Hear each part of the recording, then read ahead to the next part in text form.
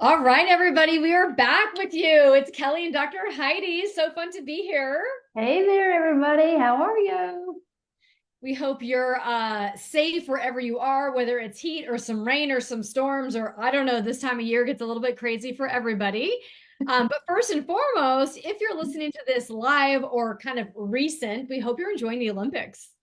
I was just going to say, don't you wish you were in Paris, Kelly? I wish I was in Paris. Oh my God, the opening ceremonies. I thought, I Oh, oh my gosh, everything. And it's so cute to see everybody kind of posting some funny stuff on social media, like going like, I could be that gymnast. I could be that, like trying like, oh, it's just so funny. Arthur laughs at me because I'm like hurtling around the house and missed. oh, it just gets my competitive juices flowing. And honestly, an appreciation for the human body. Absolutely. Absolutely. They're so inspiring, these athletes, and the hard work, the struggle. And I love that they're bringing up the conversation, the emotional and mental part of it, and the struggles that come with that. And these athletes are just amazing and inspiring. I just love the Olympics. Lovely Olympics. Oh my Yeah. gosh. You guys, that's a great topic we'll have to talk about is the whole mental and emotional component to health and wellness as even an average human. Like, yes, absolutely as an athlete, but like this is so important for us that we kind of address this outside physical because it's what we see so much and we talk about so much. But this just overall inner wellness is even more important. Even Absolutely.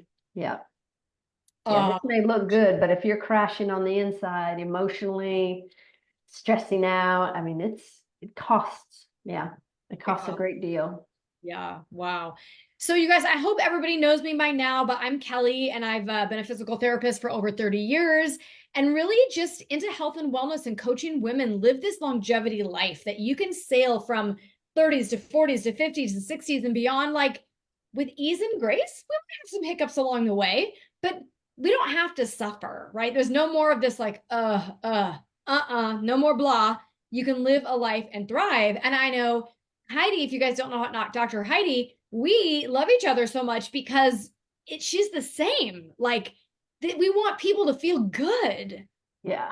Yeah. There's so much life to be had, joy to be had, opportunity to seize when you go through these transitions. And these transitions, while they are uncomfortable at times, they are frustrating at times, and certain things we can't get around.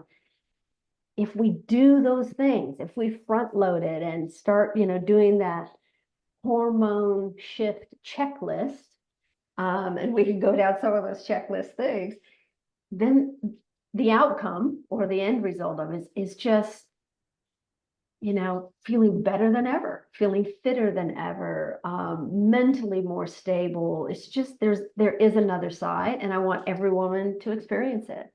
Yes, yes. I was just thinking yesterday lifting, um, like, oh, this feels so good. Like, and again, my birthday, well, one more day into the month of August will be my birthday month.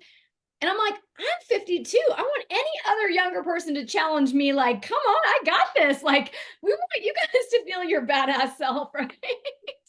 I Just, love it it. I feels love it. good. It feels good to feel good, right? Yeah. Like, that's what it is. Yeah, That's what it is. absolutely. And I love you lifting your weights. I mean, that if we have a topic on anything, and you'll hear us say it over and over, and if you take away anything from our Wellness Wednesday, it's if you're not lifting weights as you age, you are missing out the longevity component.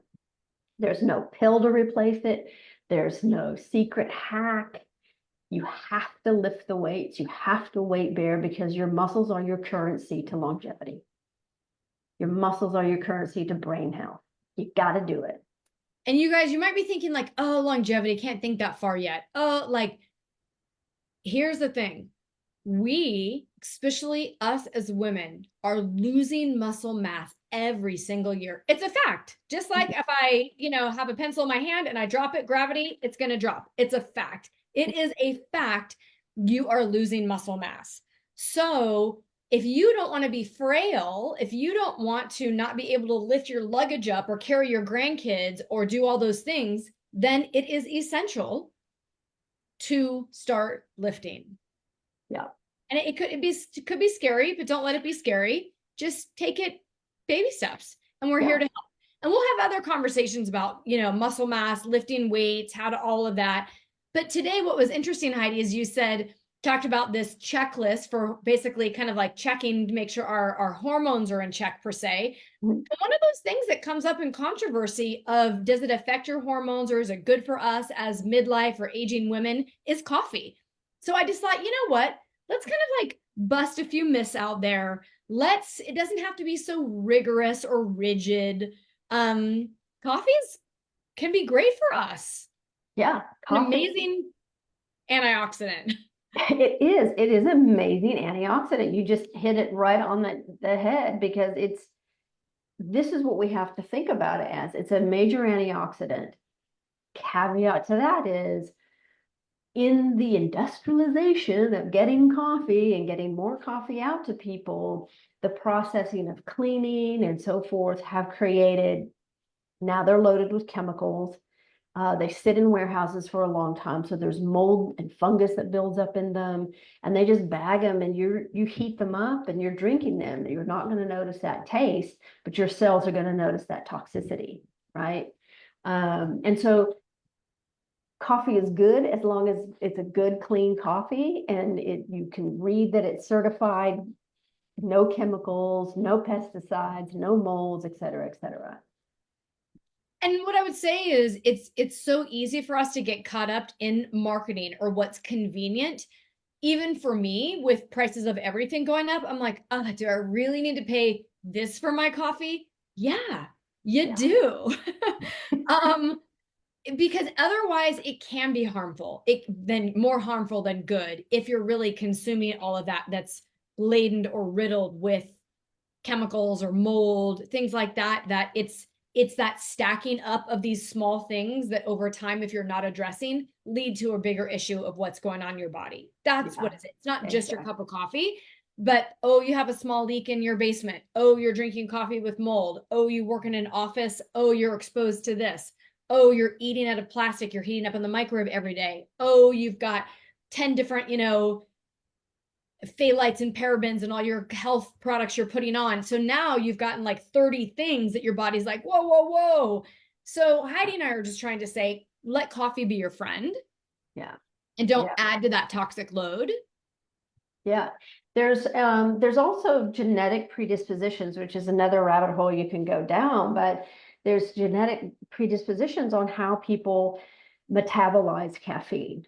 And some people are fast metabolizers, some people are slow metabolizers. The NAT2 and the NAT gene is what would tell you, if you're a fast or slow metabolizer. What does that matter? But it matters because if you tend to be a slow metabolizer and it just hangs out in your body a long time, what coffee can do is if it hangs out a long time, it can potentiate, which means make stronger, make something look a lot worse than it really is, potentiate something like a chemical, a mold, or anything else your body's trying to process. So Kellie, you brilliantly listed out all the other things that we could be exposed to. Mostly women is I'm gonna blame makeup.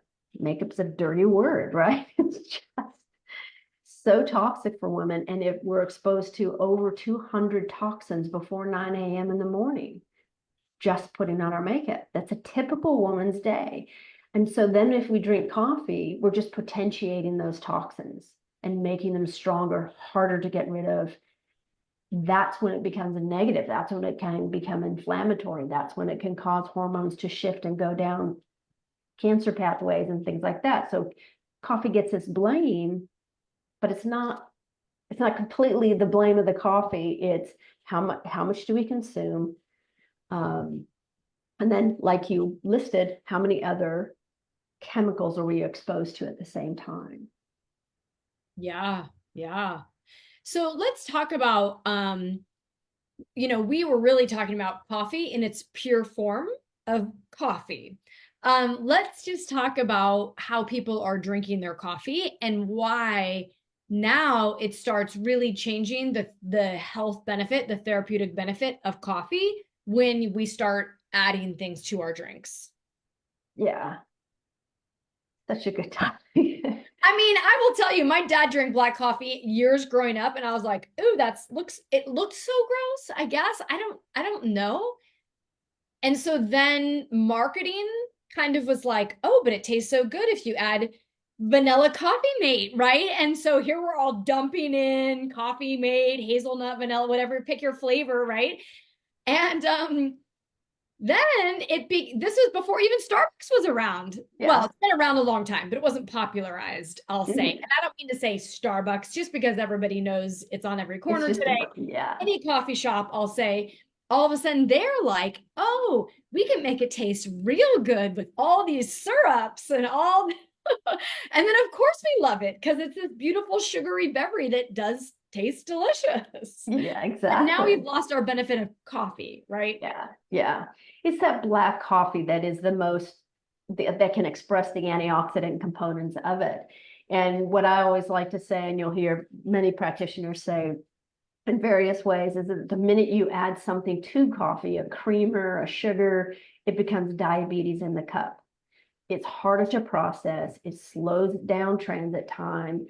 Um, does some weird stuff with our insulin going up and down, causing, fat cells to puff up. And so it's that issue, it's the insulin issue, it's the inflammatory issue that happens when you start adding these creamers and things into a cup. Um, black coffee just normally, especially clean coffees that don't have the acidity in them, actually can help with some bloating and some gas and some things like that. So there's those benefits of that as well. It's just adding I'm not saying you have to have like a black coffee all the time, but if you start the day with just a black coffee, you're going to get all the benefits of it. You're going to get the increase in energy, wake up your brain, the antioxidant component of it, the bowel stimulating component of it. You get all the benefits without any of the negative side effects. As long as Yeah. it's clean, right? Oh my gosh.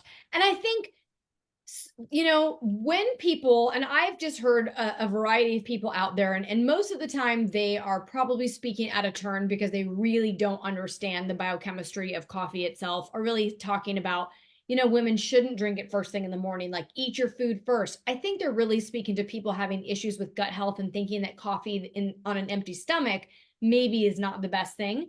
But actually, I think it's and maybe you have something going on. So for some Right. people that may be the case. You really have something going on, so 100%. But for the majority of us, I don't think it's the coffee. I think it's the chemicals in the coffee that were aggravating our gut on an Absolutely. empty stomach. Yeah. So let's just talk about that, Heidi. We had mentioned on a previous podcast, but I think the listeners really want to know, like, really, there's no real clean coffee at a grocery store. Like, you really need to buy something from somewhere else most of the time, Most of the time. unless you're at a really high-end Whole Foods per se, or maybe buying something from Thrive Market, or you could find something pretty good. Yeah. But we've talked, and what would you say? I know I'll leave the top one to the end, but if you've tried a lot of coffees because you've known how important this is, you wanted to, I mean, we want the health benefit Yeah. without all the side effects, but it's got to taste good too. Yeah. I mean, Gotta right? taste Otherwise, good. like, Yeah. why? Yeah. So you say I've tried a lot of coffee because of health benefits. I've tried a lot of coffee because of taste. I mean, like I want the cleanest thing. And so many of the clean ones were like blah. There's just it tasted like a stripped down bean, right? Yeah, so there's really Uh, no flavor. so there's no flavor. I mean, they've cleaned it off so exquisitely Squeaky well. clean. It's yeah. And so it really lacked flavor and richness and all that sort of what you expect in a cup of coffee. And so, yeah, I've tried a lot of them. And I kind of have my three favorites. And they're all about the same price. And that's when you brought up the price point is, yeah, good coffee. This is kind of what it costs. It's not like they're gouging you.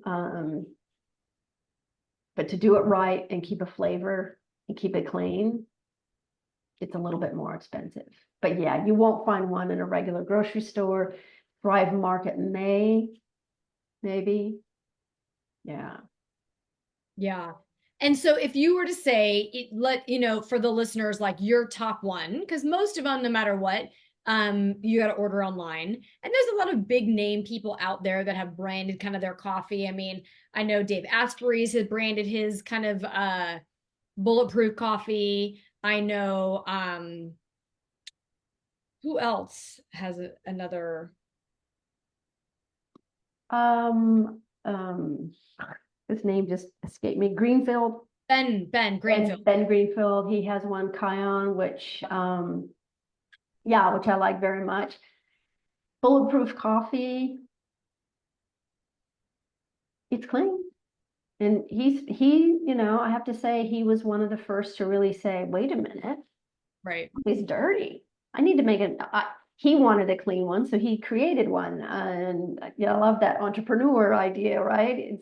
So he's really one of the first to come up with the awareness, to really bring that to the forefront. Right. I don't love his coffee, but a lot of people do. Yeah. And So I mean, yeah, I would experiment, you guys. I yeah, would absolutely experiment. But I was just sharing with Heidi because a couple months ago I switched and I never actually got to tell her how much I absolutely love the Life Boost coffee. And yeah, she was touting it up, and I'm kind of like, oh, Heidi, it can't be that good. And like we all do. Okay, okay, okay. But when you're passionate about something or you like something, you enjoy something, we just want to share it with others. And so honestly, that's what it was. And I was like, her conviction was so strong. I'm like, well, I have to try. Like, that's my next one to quote try. hmm And I just have to say, hands down, it was night and day different for me. I didn't think it'd be so different. And yeah. it's delightful. Literally That's delightful. so good. I'm so glad you said that because I actually spoke with a client last week who she's so proud of herself because she's really made all the changes in her diet and doing all the things. And she was a skeptic. Oh my goodness. Every email back, she'd say, well, now, do I really need to take this out of my diet? And it was just, oh, come on, just trust the process, right? But to her credit, man, she did it. She worked it and she is feeling so good. She's back to ballet. And, there's a 45-year-old woman going back to what she loves. And one of her comments was, she goes, I'm so amazed. And I'm telling all my friends, I just drink black coffee in the morning. That Life Boost is so good. I don't need to put my creamer in. I was like, can I record you saying that? She goes, it's just so good. So yeah, it's different. Yes. That you have that coffee flavor, and they have all kinds of flavors without having junk in it. Yep. Yep. And I will have to say, it's made me mindful of me making my coffee in the morning because sometimes I would make like, oh, a half a pot. And then whatever I drank or my husband left there, whatever, I just throw it out because who cares? I never even, and now I'm like, no, I make what I drink. Oh yeah. I don't throw it out. So really, I was probably a little wasteful before. Mm-hmm. And now I'm not. And really like, and it also tells me like, I sometimes I might drink more later just because it was there, but Mm-hmm. not even because I needed it, right? So it's Mm-hmm. actually good for me also to say like, no, I have my, you know, when I say a cup, like two small cups in the morning, kind of a cup and a half, whatever that may be, and then that's it, Yeah. which is probably better for me anyways to not be adding caffeine later in the day, which I don't do a lot of. But there's a whole nother reason, right? Like to offer all of us to have that caffeine curfew Yeah. after that, probably to be on the safe side, you guys, 2 o'clock. Some people say 3 or 4 o'clock, but caffeine stays in your body a long time, it has a long half-life, and you don't want to be interfering. You may think you could just go to sound asleep, like I always could, even if I drank caffeine late, I could always go to sleep. I didn't realize it was interfering with all the biochemical processes of how I slept, my Yeah. quality of my sleep. So just know the science is real, have a caffeine curfew, be very careful after, I'd say 2 p.m. I don't know if you have anything else to say about that, Heidi. No, I totally agree. Kind of go with your circadian rhythm. Don't try to bump up wake up your system when it's the time to start winding down with the sun and things like that. Yeah. Yeah, yeah, so good. It's better for You stress. guys, I know, I hope this was helpful because we wanted to demystify some stuff out there about what we've been hearing about coffee. And, It is so beneficial for you if you're drinking coffee in the pure form of coffee. Yeah. Keep Yeah. all the other stuff out of your coffee. I'm not drinking coffee in this cup right now, but keep your coffee black. Keep it black. All right, you guys, such a pleasure being here with each and every one of you guys. And if there's ever a topic you want to know more about, just shoot a message to Dr. Heidi or myself. We're happy to jump on and have a deeper dive into any of those health and wellness conversations with you. Absolutely. All Pleasure, right. everyone. Till next time. Take care. Drink your Bye. coffee black. Bye-bye. Be well. All right, cool. I'm going to run so I can make yoga. You attend to the babies or whatever else you need to Can you hear do. them screaming? No, you can't at all. Literally Oh, okay. All right. So They're awake. they're squawking away. All right. Take care. Bye-bye. Okay, thanks for Let me everything, know about guys. Claire. Yeah, I will. Okay, bye-bye.